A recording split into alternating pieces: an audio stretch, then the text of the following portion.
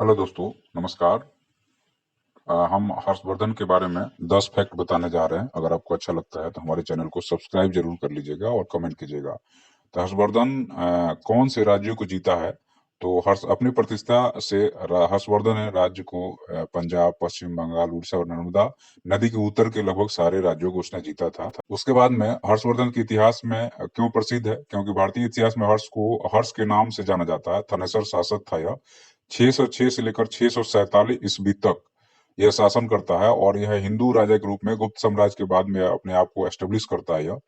उसके बाद में हर्षवर्धन का मतलब क्या होता है? तो हर्षवर्धन का मतलब खुशी या जॉय होता है। ठीक है, तो ये आपको याद रखना है, जो कि एग्जाम में पूछा जाता है बकायदा। उसके बाद में नेक्स्ट आपका जो फैक्ट है वह फैक्ट नंबर जो होगा वह 4 नंबर होगा। और 4 नंबर फैक्ट है कि वर्धन वंश का प्रथम राजा कौन था?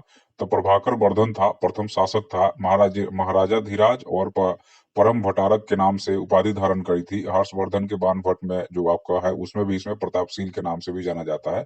ठीक है, और यह जो है सो धार्मिक इनके यहाँ एक बहुत ही हर एक साल कनौज में एक सम्मेलन होता था जो कि हर्षवर्धन शुरू किया था। यह बहुत ही इंपॉर्टेंट है। उसके बाद में हर्ष का दरबारी कवि कौन था? तो हर्षवर्धन के दरबारी में बाणभट्ट भारत में 7वीं शताब्दी में एक संस्कृत गद्य लेखक और कवि थे। ठीक है, तो इनका नाम जो है सो दरबारी कवि में हर एक एग्जाम में लगभग पूछ लिया जाता है कि दरबारी कवि कौन था। तो याद रखिएगा कि 7वीं शताब्दी में गद्य लेखक थे और कवि थे बाणभट्ट। तो इनके बारे में पूछा जा सकता है कि गद्य लिखते थे कि पद लिखते थे? तो दोनों लिखते थे।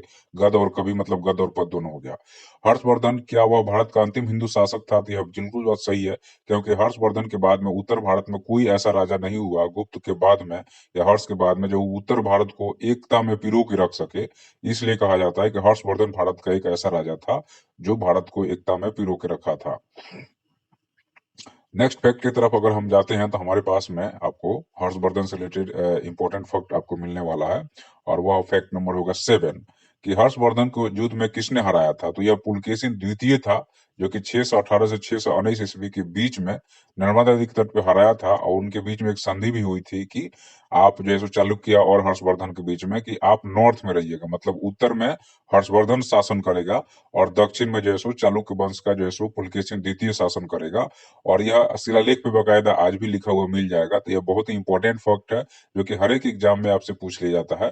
हर्षवर्धन राजा कैसे बने? तो गौर वंश के राजा जो शशांक था उसने हर्षवर्धन के बड़े भाई को मार दिया और उनकी बहन को बंदी बना लिया। तो इसके खिलाफ में 16 वर्ष में हर्षवर्धन 606 ईस्वी में उसको हराया और फिर जो है सो यह गद्दी पे बैठते हैं।